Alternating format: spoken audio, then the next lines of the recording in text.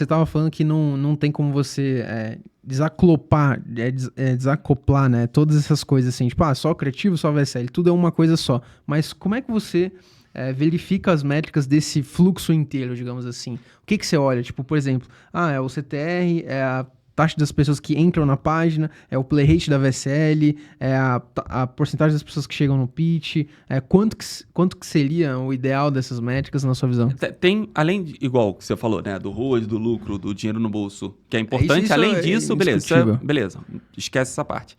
Depois dessa parte, o que eu acho interessante analisar? E tem vários fatores que tem momentos diferentes, têm mais importância e menos importância. Por exemplo, você está rodando o criativo, tá? Se o criativo ele tem um CTR, por exemplo, de 1%, ou ele não está atraente, ou de alguma forma o Facebook não está contando as pessoas para poder entregar do criativo. 1% é super baixo. Pode vender, pode escalar, pode dar resultado, beleza. Só que 1% ele é ruim. E eu estava dando uma olhada ontem mesmo num criativo do mentorado, que ele estava com criativo 1%, a VSL dele, tipo, perdendo 80% nos primeiros 20 segundos. Nos 20 segundos só estava 20% da VSL, uma VSL que um mentor deu para a galera rodar desses mentorias em grupo de 300, 500 pessoas. E ele achou que, não, muita gente está rodando e tudo mais. Eu falei, mano, vamos dar uma olhada no teu criativo? Antes da gente chegar a uma precipitação e você imputar alguma coisa talvez errônea na sua cabeça? Beleza, vamos olhar. Aí eu olhei o criativo dele, o gancho ruim, o começo do corpo ruim, o resto da legenda ruim, o que ele colocou como fundo do vídeo péssimo. Eu falei, mano, acho que tu não tá fazendo teu trabalho nessa visão. Tá ruim isso aqui, entendeu? Tá 1% de CTR porque o teu criativo tá ruim. E um criativo ruim, ele não instiga, aquela visão de instigar. O criativo, ele precisa instigar, ele precisa deixar a pessoa igual um touro furioso, querendo ser solto no rodeio, para poder chegar no vídeo de venda, a pessoa precisa ter pressão. O que antes falava, eu peguei essa visão primeiro com o empírico de lead é emoção, tem impacto, não sei o que lá, para depois ter a parte lógica da cópia. Na verdade, você não começa na lead isso. Você traz desde o criativo. No criativo, a pessoa já tem que vir instigada. Porque, teoricamente, você filtra também a pessoa que vai entrar para o VSL pelo criativo. Você precisa filtrar. Aquela visão da segmentação que eu tô te falando. Que eu te falei. O criativo, ele também precisa segmentar para trazer, entre aspas, a pessoa certa que vai querer saber que nova solução é essa para resolver a dor dela e fazer ela chegar no resultado desejado.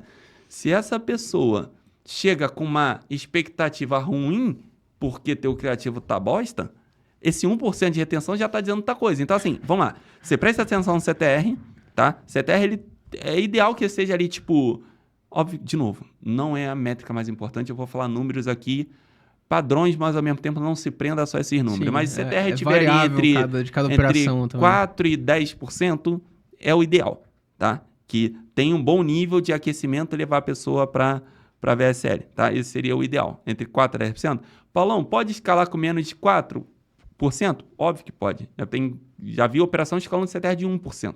Mas, ao mesmo tempo, por algum motivo, aquele CTR tem 1% e teve uma inteligência do Facebook que entregou inteligência para poder entregar, fazer com que aquela campanha performe mesmo assim com CTR de 1%. Ou aquele seja criativo mágico, ele só clica quem compra, e é isso. É meio essa visão. Segmentou tanto que clicou pouca gente, mas a galera que foi para a VSL comprou, para a página de vendas comprou, porque estava realmente ultra segmentada aquele criativo de só vai passar daqui um público extremamente interessado.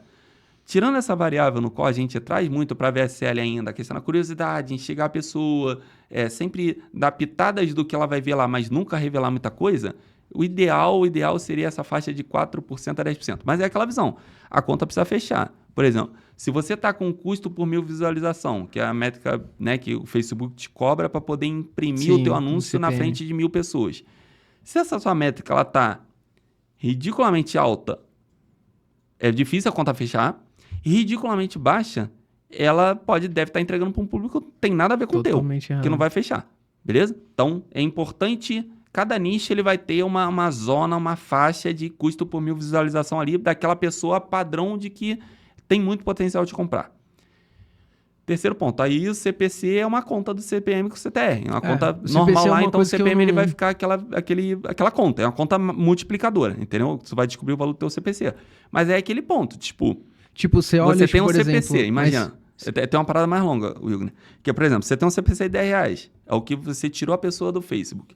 Só que ela chegou na tua página, não é 100% de pessoas que vai chegar na tua página. Tem uma perda de carregamento, etc. E tudo mais. E nem todo mundo vai dar o play na tua VSL. Então, teoricamente, o que te custou para R$10 para tirar a pessoa do Facebook Ads, para ela dar o play, talvez custe R$13, R$15. Aí é aquela visão. A conta precisa fechar. Quanto é teu ticket médio lá no final? Quanto é a taxa de retenção da tua VSL? Para ver se no final de uma informação simples, se tu bota 1, tem que voltar 1.4, 1.5, 2, 3, 4, 5, etc.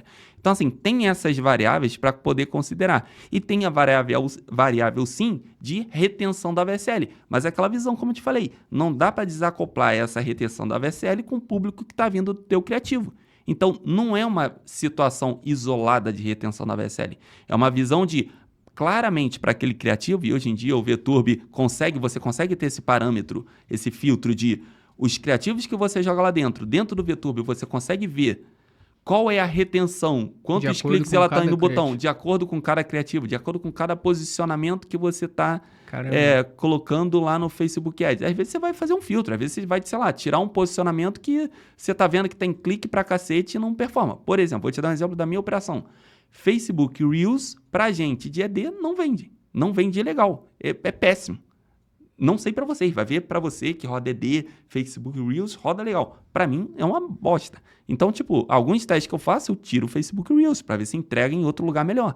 Então, assim, às vezes é inteligência de vida, entendeu? Inteligência de dados, métricas. Eu só vi isso porque eu tenho a mentalidade pensando em interpretar o que está funcionando, o que está dando certo, o que está dando errado. Às vezes a pessoa está rodando lá, está faturando múltiplos 6, 7 dígitos, não está nem olhando para isso, está cagando. Às vezes está dando resultado e não está nem olhando se tem alguma fonte de tráfego lá que está comendo, algum posicionamento que está comendo o lucro dele e às vezes ele está deixando. Às vezes ele não parou para pensar um pouco nisso.